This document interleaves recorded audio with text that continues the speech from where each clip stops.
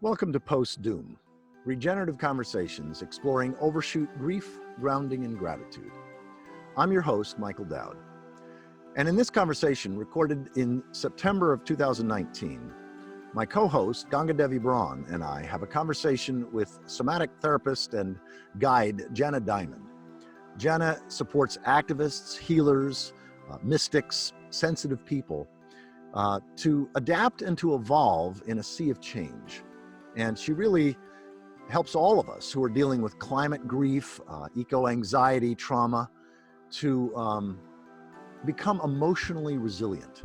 This was recorded long before coronavirus era, but I think you'll find it very, very valuable.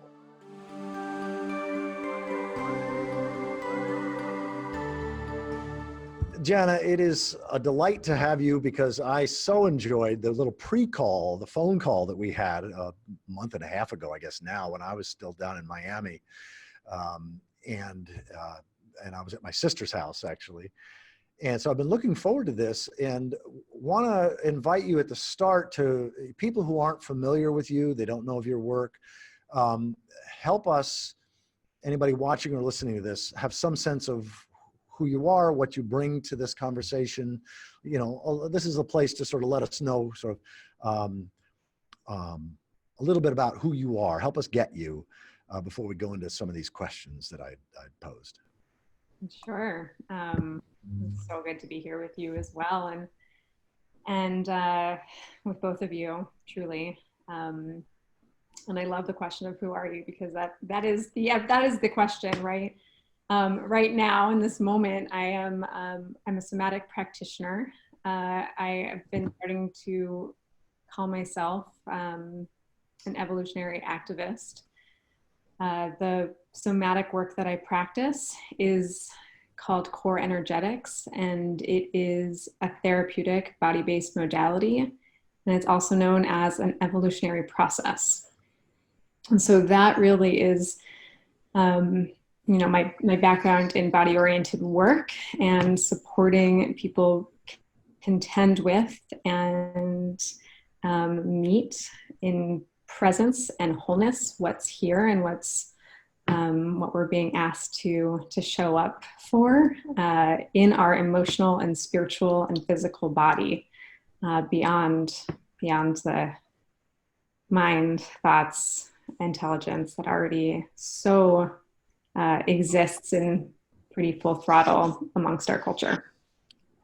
That's great. Are you familiar? I'm just curious because you mentioned evolutionary activism. Dear friend of mine, one of my closest male friends and colleagues, Tom Atlee, he's one of the world's experts in collective intelligence. And he wrote a book, I don't know, probably 8 or 9 years ago now, called Reflections on Evolutionary Activism, Essays, Poems, and Prayers from an Emerging Field of Sacred Social Change. Are you familiar with Tom? Do you know of that book? Somehow I'm not.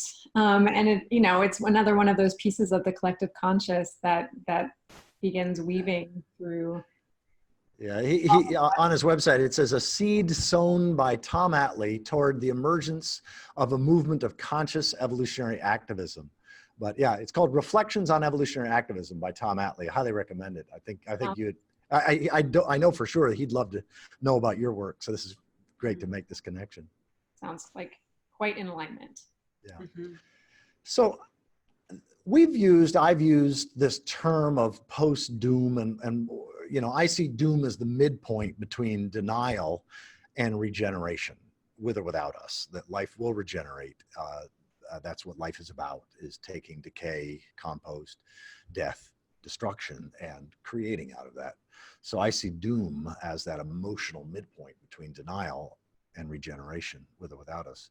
And I've just begun in the last couple of weeks defining or describing post-doom as sort of the heart and mind. Well, the way I have it on the website now is post-doom is the space that opens up when we remember who we are, accept what's inevitable, and invest in what is pro-future and soul nourishing. And so I'm curious, how have you languaged these times in which we live in? And what do you think of post-doom, if anything? Yeah. So, I mean, we can start there. You know, when you're describing post-doom, I energetically feel enlivened. And then when I hear the term post-doom, I feel everything drop. Right. So there's a sense of like, you know, in my body, the post-doom feels, you know, feels heavy um, and fear-based because of our connotations with the word doom.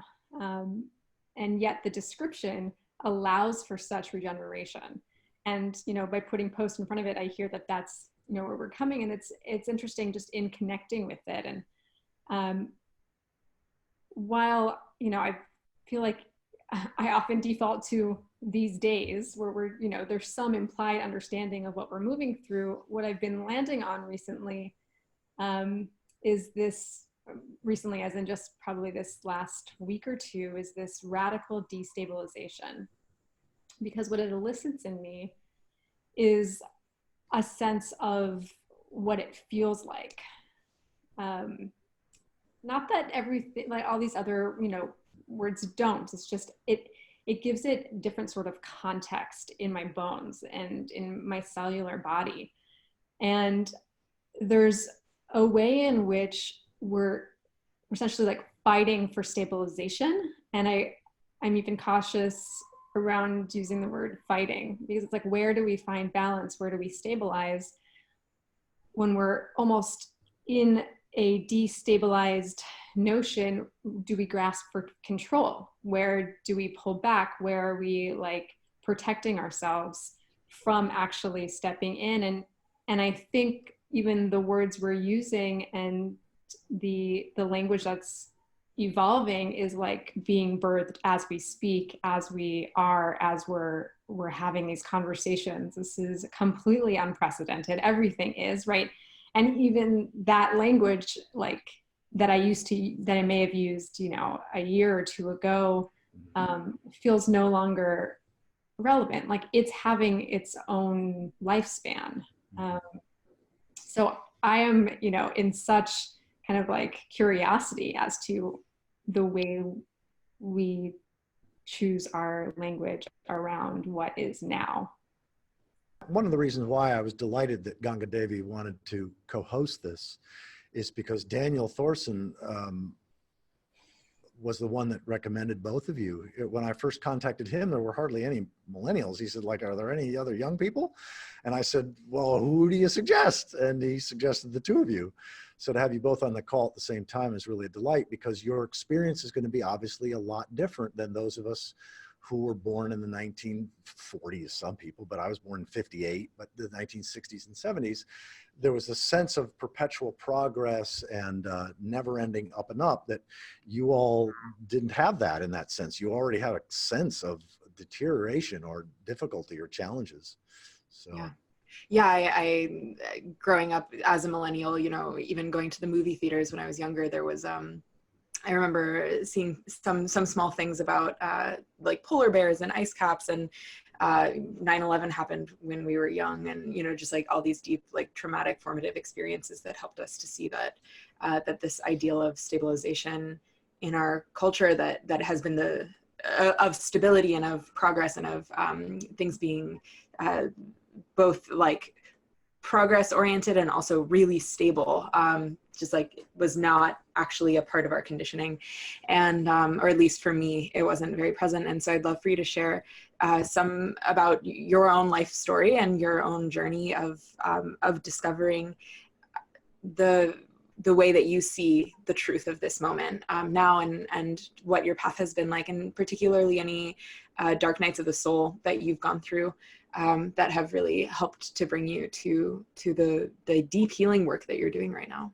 You know, I love that you just said like the truth of right now, because I think, you know, reflecting on kind of my own path, shall we say, here there's always some sort of rumbling that things weren't as they seem, and that there was a, you know, kind of, so in one of the, in the work that I do, there's this term like a self-idealized image, and I'm thinking about that on the kind of on the global scale, and this way that things have been projected and have been assumed, and the cultural and familial programming around that, so that you don't ask the questions, so that you stay in line, and so that you continue to kind of carry out what has been predetermined for you, whether it's from your family directly, the ways that I want to,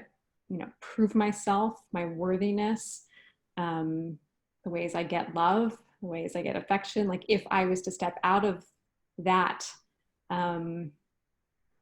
somehow there would be loss. So there was this underlying current that I didn't really like connect with deeply until kind of the last decade of doing, kind of stepping into the deeper work.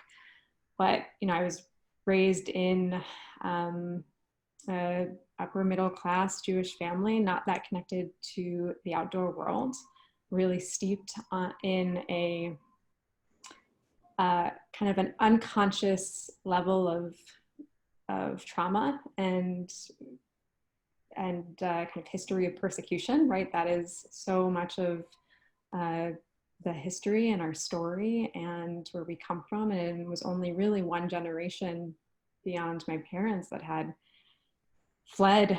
And it's so interesting to see like to look back and see like what the underlying fears may have been and how they shaped the way that I was showing up or not. And I was a dancer and movement artist my entire life. I love to be in the body. Of course, it makes sense that I'm doing body-oriented work now. And so that was really my first language. Even, speaking now, the work that I do, it takes a lot to like say, okay, like, it's like unblock the throat. Let's like actually carry it through the voice. And so like in pursuing my art to kind of perform, but also like know that that was bringing me my full aliveness. I was like to be in my body and to feel strong and to be learning. It was really supported throughout my childhood, and I pursued it into my undergrad years, and then I moved to New York to dance.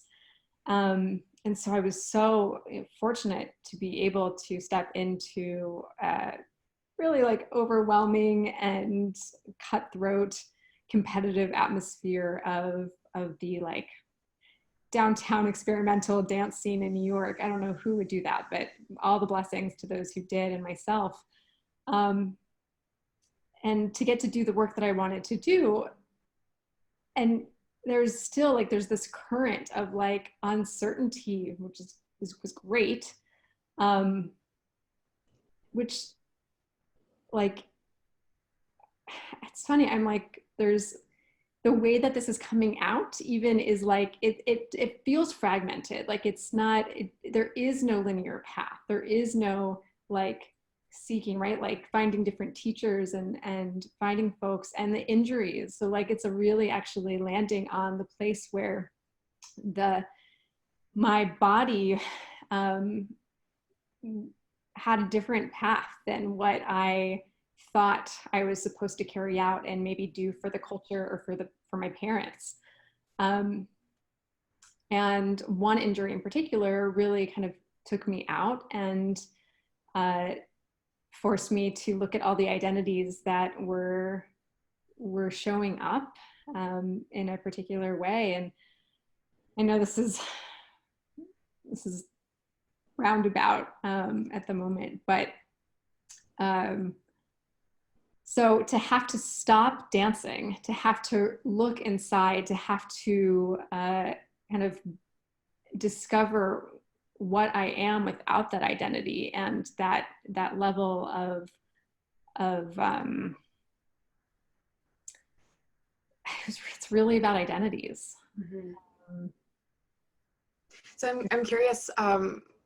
So I love what I'm hearing, because like it sounds like you had this really strong, clear impulse of the direction that you wanted to go, and that you made sense of it kind of cognitively of like, oh, I'm going to be a dancer and I'm going to do these things. I'm going to go to this place and it's going to unfold from there. But your body, the actual living being that your cognition was driving, informed you that was not any longer the option. And I always, whenever I hear people reflecting on either the body of the planet or their own personal body, I always try to like weave together the microcosm, macrocosm dynamics there.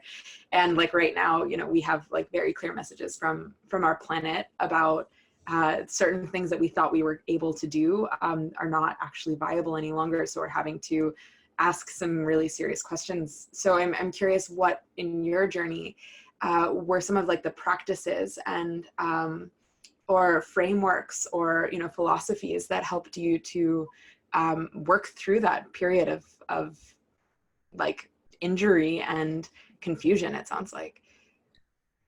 Yeah.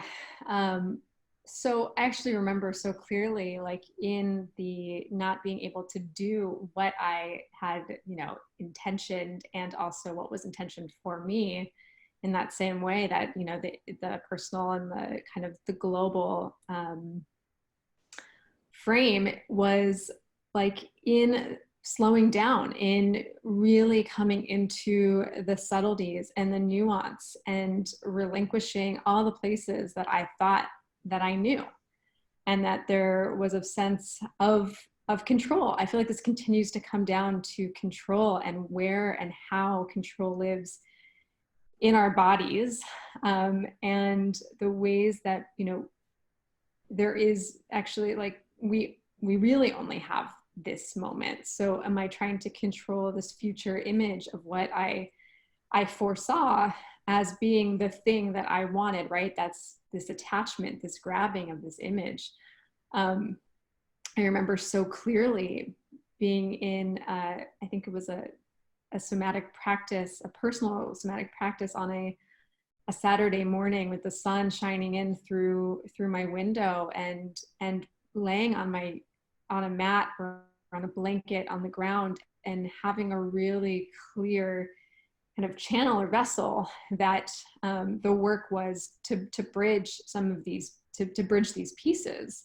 I had been a climate activist. I had been out in the field and, you know, doing the work at the same time. I was using my body really actively to connect with people, to do things, to like be that doer.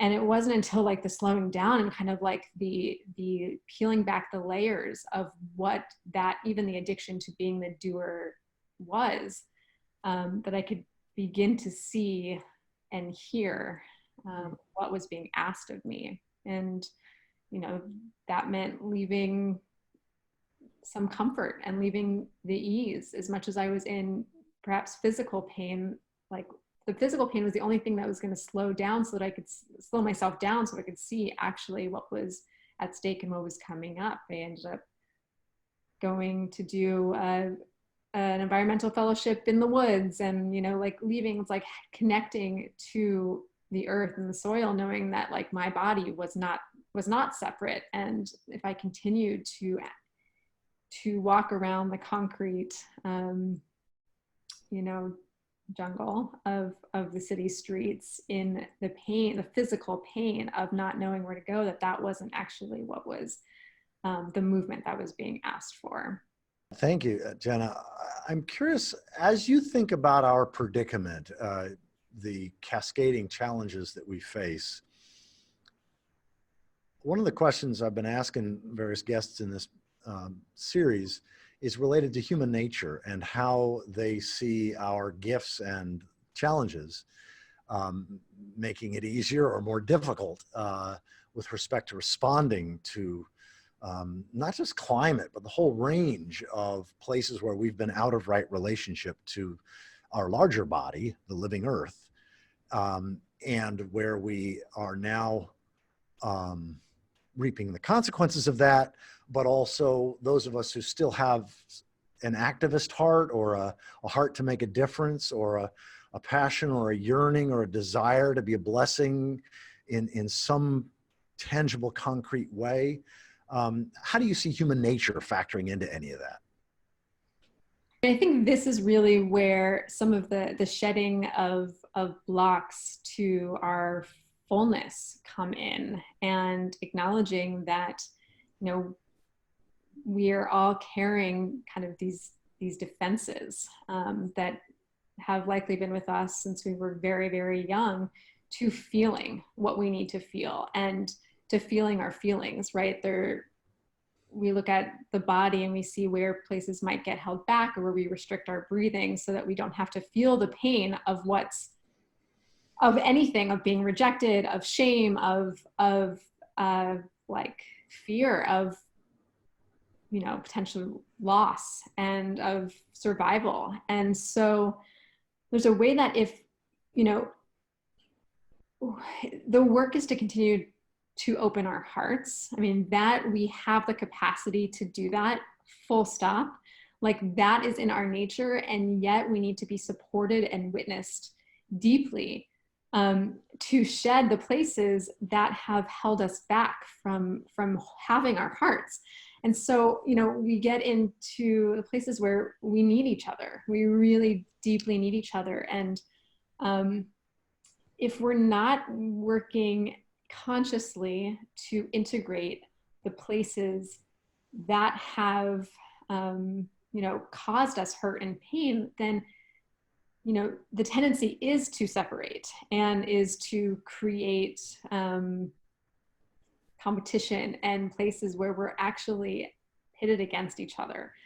And so it's all possible. Like, we have it all set out before us. What we choose to do with it, and the ways of awakening that are happening right now, right? Like this ripple effect of what's happening in the world, the speed in which people are awakening, the level of both urgency and acknowledgement, and like this great reckoning of where we are and where we've come. Like that in itself is impetus to turn inward, and just to have a glance at like how are my actions, my like deeply personal, that is the personal is the collective, the personal is the political, like it isn't separate. And yet the tendency, if we don't do that,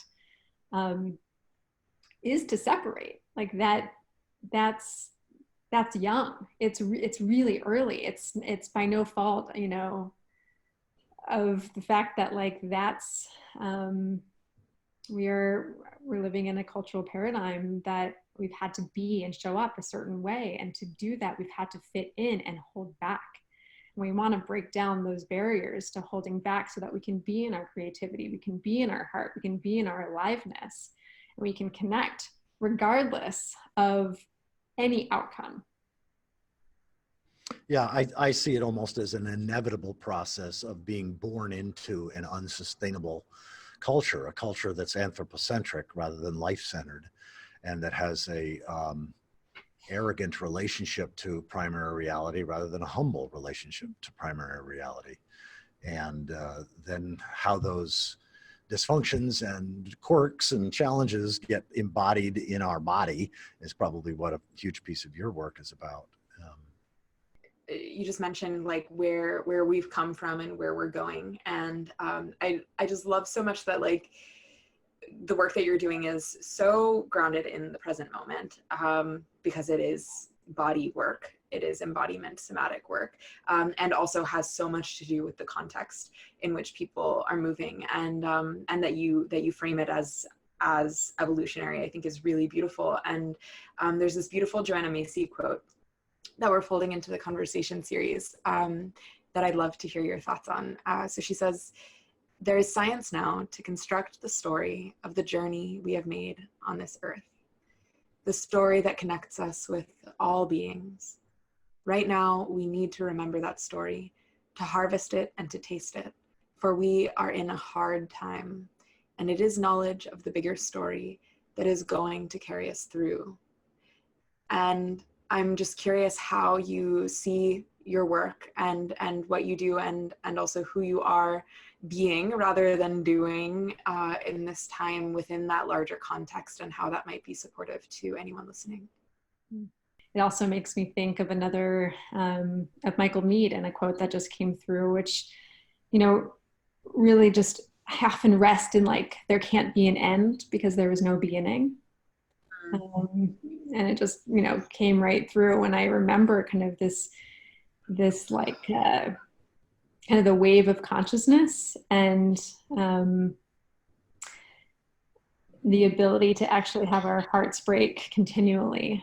And I'm feeling actually quite tender today. I was grieving last night, and I was didn't, you know, it was, if there was a few different entry points that it could have been. And of course it was, you know, triggered by something, but I think it was a week of holding in and taking in, and any expectation that we have to hold it together, hold whatever it is together or in, is, you know, also the place of that keeps us separate. And so like in the acknowledging that we are so deeply human and complex, but really like deeply human, I'm feeling like the bigger picture and the story, and also like all the pieces of like the fact that like our lives so depend right now on disrobing from the comfort and ease, and how we're so addicted to the comfort and ease on a, you know, Western dominant culture is.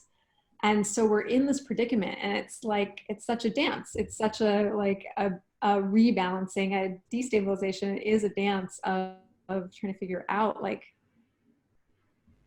how to be.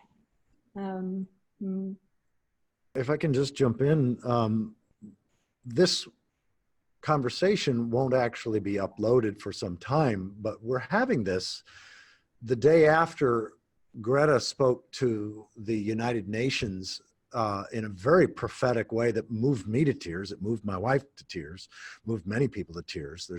She sort of upped the ante in terms of saying it like it is, fearlessly, boldly, prophetically, unpolitely, let's say it that way.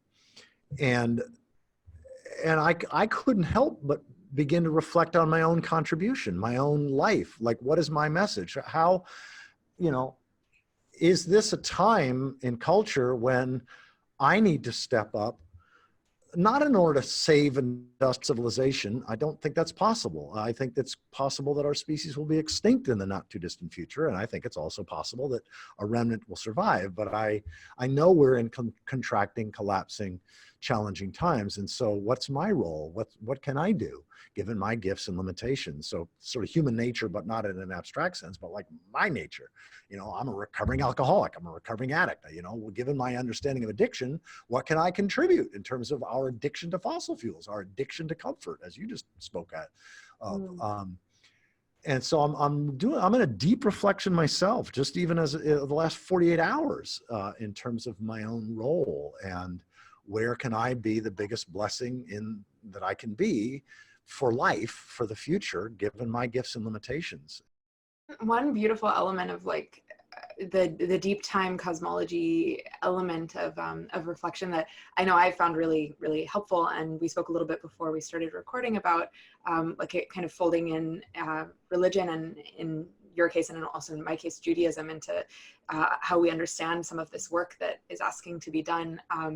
I find the framework and that idea of Tikkun Olam incredibly helpful in some of like my darkest spaces when I feel like everything is just fractured into separation.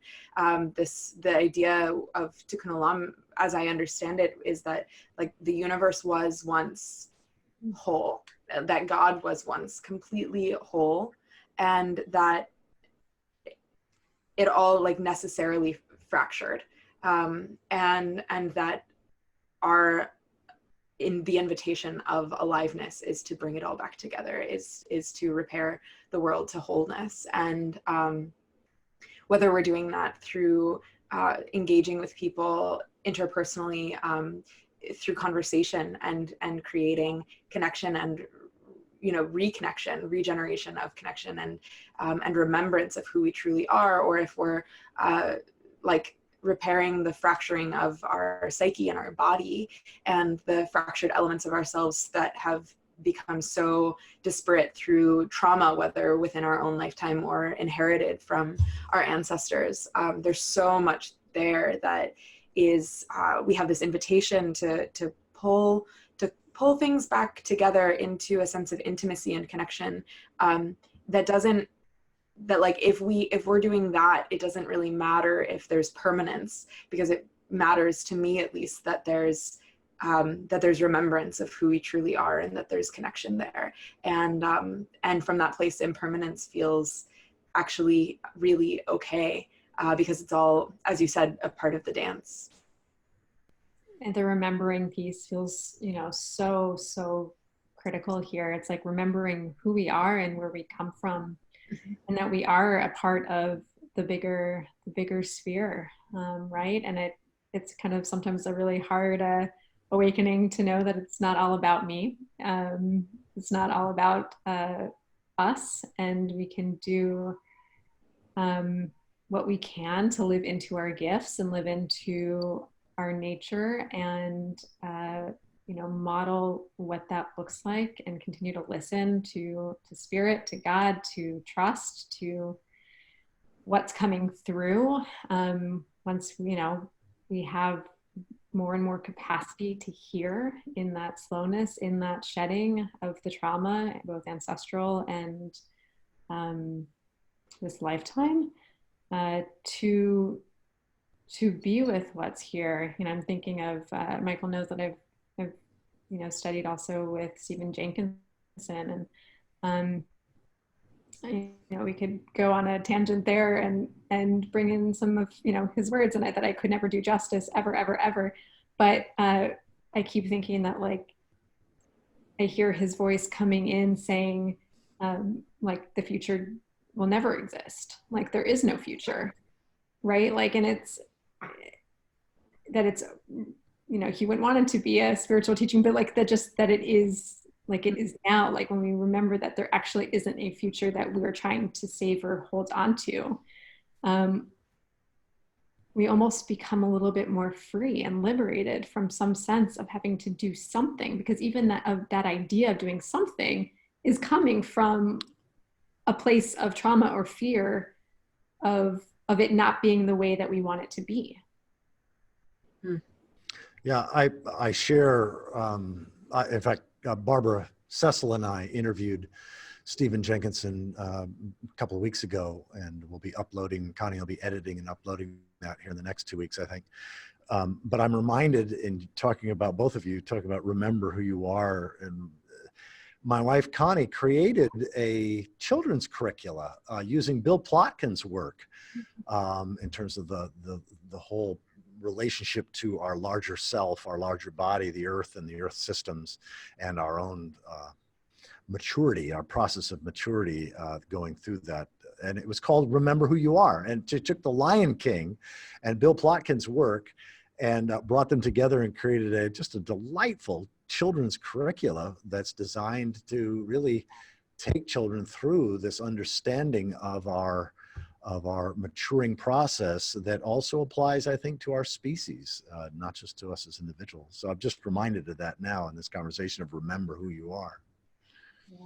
Yeah, definitely. Yeah, I think about remembrance a lot, and especially in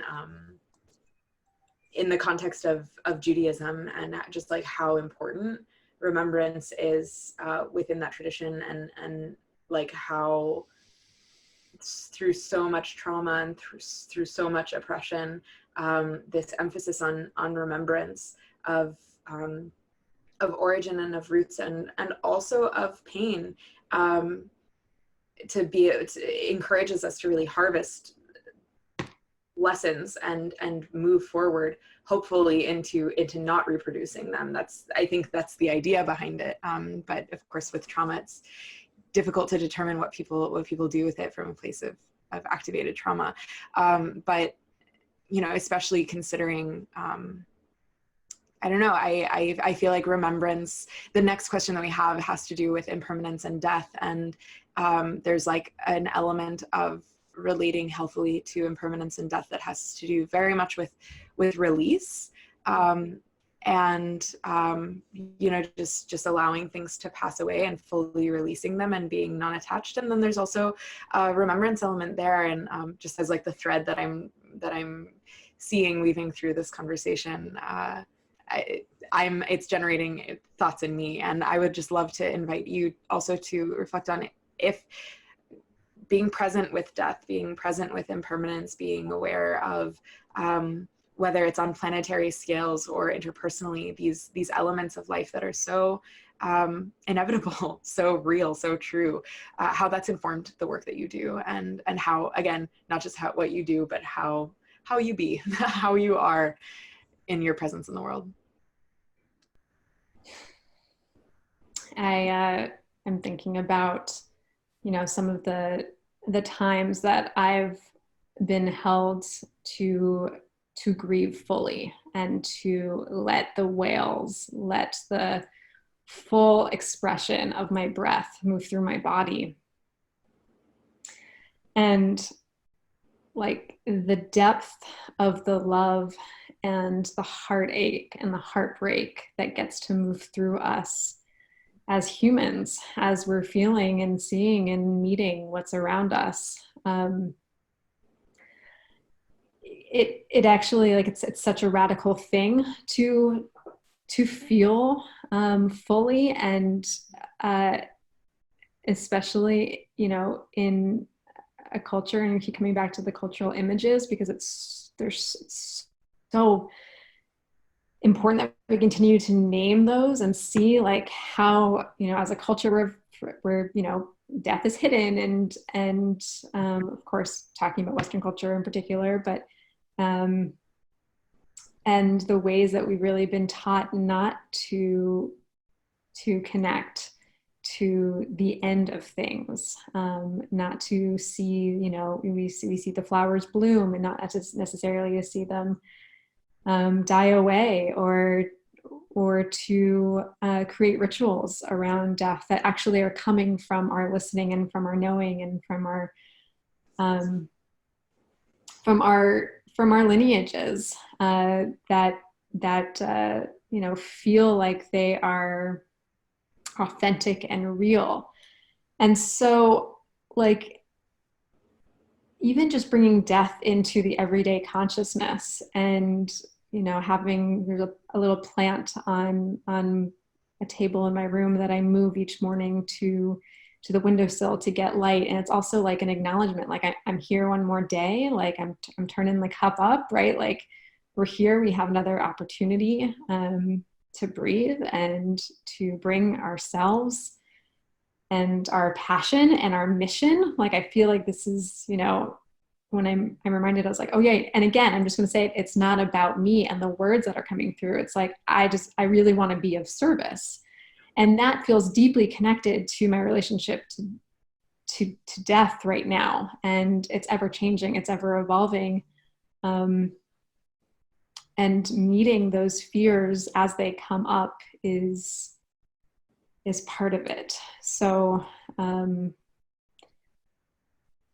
yeah, breathing with you, and breathing here right now with the inevitability and all the possibility that being alive brings, because to be alive is also, you know, to know that there will be death. Yeah, I appreciate what you said. You know, it's interesting. I wasn't aware consciously until about an hour and a half ago in a previous conversation that Ganga, Devi, and I had, that I believe today is actually the 10th anniversary to the day of when I began a chemotherapy process for several months, and then had my spleen removed. And so I became more present to 10 years ago at this time, more present to my own mortality than I'd ever been before. And I have not, by the grace of life, and I use the word life and God interchangeably, by the grace of life, I have not lost that cherishing each season as if it could be my last, just because it's a soul nourishing thing to do. I actually don't think I'm going to die in the next season. not aware of any problems. I don't have any cancer in me anymore. But there's something that adds tremendous, unspeakably awesome, like goes beyond what words can convey, preciousness to my life by not taking my life for granted and by treating each year as if it could be my last, each season. And literally night before last, Connie and I did a little ritual because we're having this conversation. You know, yesterday was technically the equinox, the fall equinox. And so night before last, Connie and I did a little ritual where we do this every season. We speak to the season and we say, thank you, summer, for being such an amazing blessing.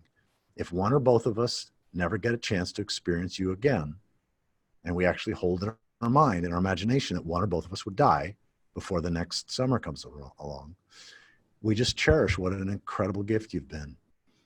And we'll just hold that place. And sometimes I'll be moved to tears. Occasionally we'll both be moved to tears.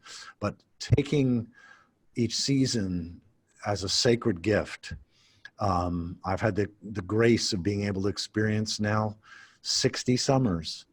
And I don't know how many more I'll be graced to have, but I know that living my life with mortality and death as a ever-present companion adds tremendous rich value to my life. And I now hold that even as our species, that wow, what if our species is in the final years or decades of its life? And what an amazing opportunity to be alive today, to do what I can do, to be a blessing, and to have conversations like this with the two of you and so many others that are part of this series. It feels like holy, holy work. Even if ultimately we don't change the system in the ways that we all at one point hoped that we could. Yeah. Mm-hmm. Mm-hmm. Well, Janna, I appreciate how you listen also in this series. It's just such a blessing. You listen with your eyes as well as your ears. So thank you. How do you hold our time? And have you found something on the other side of the what I'm calling the post-doom doorway? I also feel like everything's a spiral. We keep coming back, but at different levels, at different layers to grieve what might be appearing in the moment. Whether it's trees that have been kind of taken down, executed rather right outside my window, or seeing just more buildings popping up around and seeing kind of like the larger ecosystem continue, like whatever it is that brings me grief in that moment, allowing myself to feel it and be with it, small, large, like fully like being taken by it, or just stopping to acknowledge that it's here and it's present, continues to expand and strengthen my container to hold others to do the same. I mean, I feel like that's one of the reasons why I'm here, is to create space to continue to support others, and not, by continuing to bring my truth in it.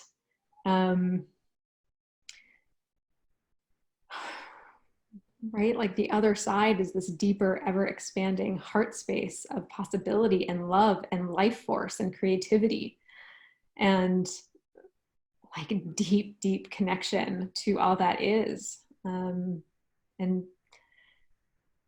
to spirit, to our connection with the bigger piece. What are the opportunities that you see present for humanity at this time? We can kind of look at this from two angles of one, what is no longer possible, like what is no longer worth even considering for ourselves, and then the other angle of it, collectively or individually, what is still possible, and what is still meaningful, and what would you perhaps ask to be considered or activated or embodied in anyone listening now? Business as usual is no longer possible. Everything has to change, and even a reckoning with that statement of everything has to change begins to unfold all of the pieces that don't want that to be so.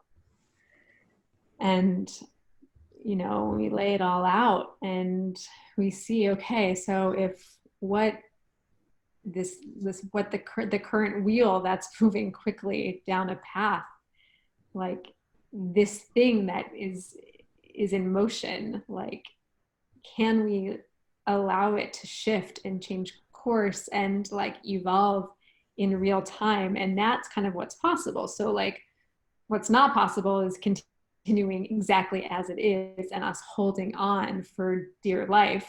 And what's possible is to actually loosen our grip on the life as we know it, to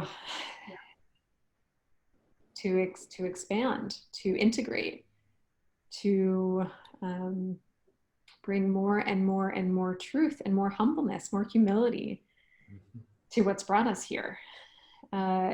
It's no small feat, and yet we're not doing it alone. And that's what we want to ground in. Like feel our feet, like feel where we are planting ourselves, like connect with it, connect with, like right now I just brought my hands to my legs here, my thighs, and I can actually make contact to know that I'm okay, and that I can like down regulate, like settle my nervous system to know that in this moment I am safe, and in this moment I can create from here. I want to land in that. And I want to ask us, like fully ask us to shake ourselves, to like rock ourselves from any level of complacency that says, I'm okay. Like I can be okay, but also like, let's name that, like, I want it to be okay. Like I really desperately want us all to be like, okay. And now that I just keep using that word, I'm judging myself, and I want to name that too in the moment, to say like, I'm going to be so imperfect. Like, let us get so imperfect and like messy that we can find the places that want to like authentically create something new. Especially from the place of our longing, right? Like I feel like we live in a culture and a world where there's so much like we're so self-conscious about expressing like what we're enthusiastic about, or that we have like I have like, yeah, you have this longing for humanity and for the people that you love and the world that you love and the ecosystems that you love to be okay. And that's like, you have this incredible heart of love that like wants that to happen. And still like in conversations like that could be pointed to as being, you know, like naive or, you know, delusional or anything like that. And to really, I think it's so essential that we come from a place of honoring the deep longing that we have for a world where life is thriving. And like, I'm, as much as I'm willing to seek to look at the world with open eyes, I'm never going to let go of the longing that I have for a humanity that lives in a harmonic, omni-beneficial relationship with the rest of the living world as much as we can. You know, like I if I'm the last human alive on a planet that is, you know, degrading all around me, I will still hold that dream in my heart. And I think that like being bold and like loving ourselves into that sense of longing, and not being shameful about that, I think is a really important element that hasn't even really come up yet until you kind of just like named that, just like repeating, just okay, I want things to be okay. Yeah, so thank you. Yeah, and we want someone to almost hold us and say it's going to be okay in that longing, right? Like the deep longing for like some reassurance when there is none, and when we continue to relinquish more and more of our sense of certainty of anything. Yeah. Let that longing like be the call towards truth and towards action, and the action can look any way that we are called. Who have been some of the most inspiring or helpful mentors or teachers or colleagues? Like what has nourished you? What has fed you in not just your work, but in your soul work around these themes? Yeah, I think there is, definitely a period of time that I maybe am just slightly emerging from, where there's such a quest to seek, external wisdom and to put myself at the feet of great teachers. And Joanna Macy being one of them, certainly, and her mentees that then, I got to study with even further. And the Institute of Core Energetics that I've gotten to do this evolutionary and consciousness work at, and the therapist that had brought me to the work, that had held me in times of deep despair, and I think for the first time told me that years ago. I remember so clearly when she said, "Janna, you're not going to be able to save the world."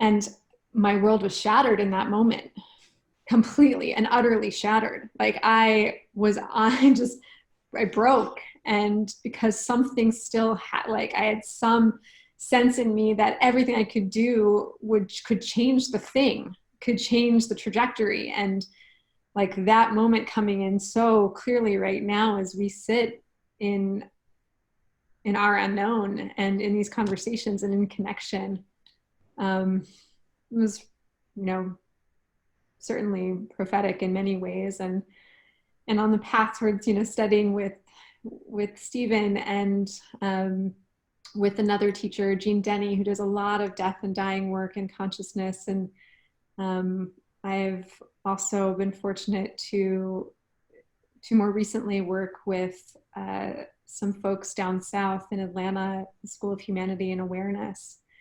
And of course, the people, like my communities that are supporting me in earth-based Judaism and like rooted in the deeply divine feminine. All of this feels like it's weaving its way and integrating within me. And, in this like hunger for someone tell me, someone help me, like, which feels like, it could feel like a young place in the initiation towards becoming an adult, perhaps like allowing myself to be in the stillness and silence of it all, and hear my inner authority that sometimes wants to be really quiet and not take in anything more, and also trust that all the teachers, I'm sure I'm missing a great number of them that I've been so honored to work with directly, beyond all the folks that are like reading and like, how much did I sink my teeth into like every Martine Prechtel, everything at some point, and reconnecting to, or connecting to, for the first time, some sense of indigeneity in a time where I'm like, I don't know who I am or where I belong. So many teachers and many learnings, and it feels like there's some space to get quiet. Because I'm personally very nerdy about connecting with and understanding the earth-based Judaism piece. Are there any books or resources if somebody's listening and is like, wait a second, I didn't know that was a thing. I didn't know that was possible to connect to my heritage in that way. Is there anything in particular you would like to, anywhere you'd like to direct people? Yeah, I'm so glad you asked. I would love to send and direct people towards Kohenet, which is Spell it. Koh, of course I have to write it down, Kohenet. And it's a community of kind of Jewish priestessing, and Rabbi Jill Hammer and Tayama are really the founders of this work, and there are Kohenet priestesses that have been ordained out in the world who are doing incredible earth-based ritual work and really bringing in kind of a source and divine connection with life that bridges worlds that I could never have imagined, and really shakes out Judaism from the patriarchy and from a kind of a stoic sense of it brings it to a new structure. Mm-hmm. Yeah, and if anyone's not able to access or participate in like the in-person Kohenet trainings, I really recommend that anyone check out their book called Hebrew Priestess that dives into all of the different archetypes of priestessing within their system. And there's a huge I've benefited so much from I forget what exactly the title of the archetype is, but the grieving woman, the wailing woman, and then there's the woman at the crossroads, and there's all these archetypes that have awakened elements within me that have enlivened and strengthened me in coming to know myself and the stewardship that I have of the sacred at this time through that framework. And then I also would like to add The Magic of the Ordinary by Gershon Winkler as an incredible text that helps to contextualize the indigenous roots of Judaism, and for anyone, and including and especially people who identify with Christianity and who have Christianity in their lineage as well, because like these indigenous Hebrew roots are the foundation from which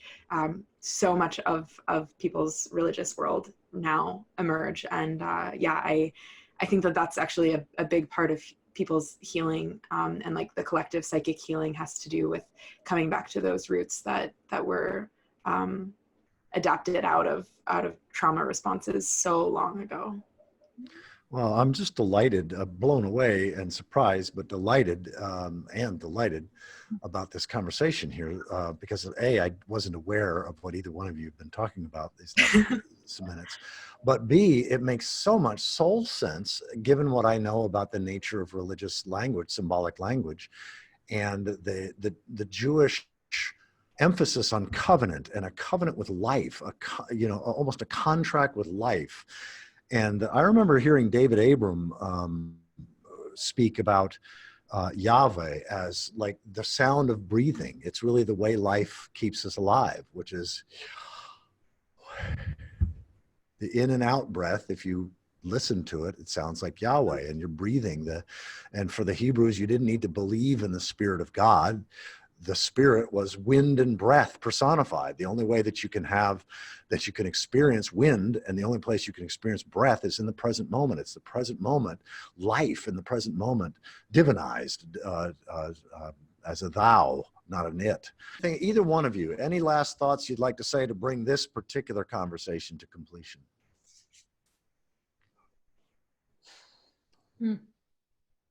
I'm gonna sit with that for 1 second and just see what wants to come through. Breathing is good.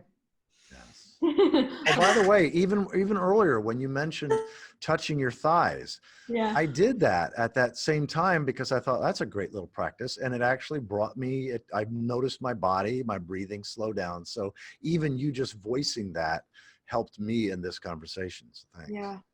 Well, I mean, there's so many exercises that I would love to offer and bring in a way to what we've been talking about. And another context, I might have said, okay, wait, let's just take a moment and actually feel what's going on.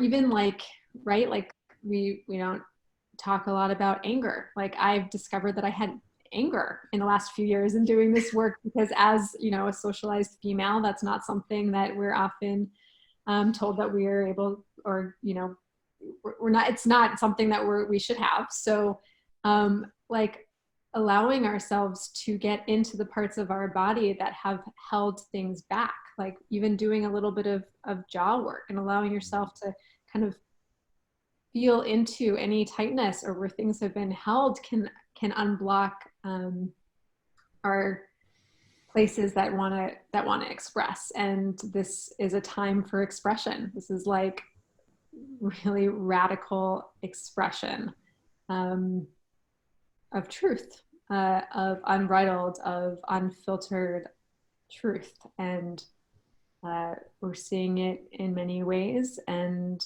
stepping up and saying, okay, I'm here. Like I'm willing to do the work. I'm willing to do the work that it takes to be more and more capable to show up.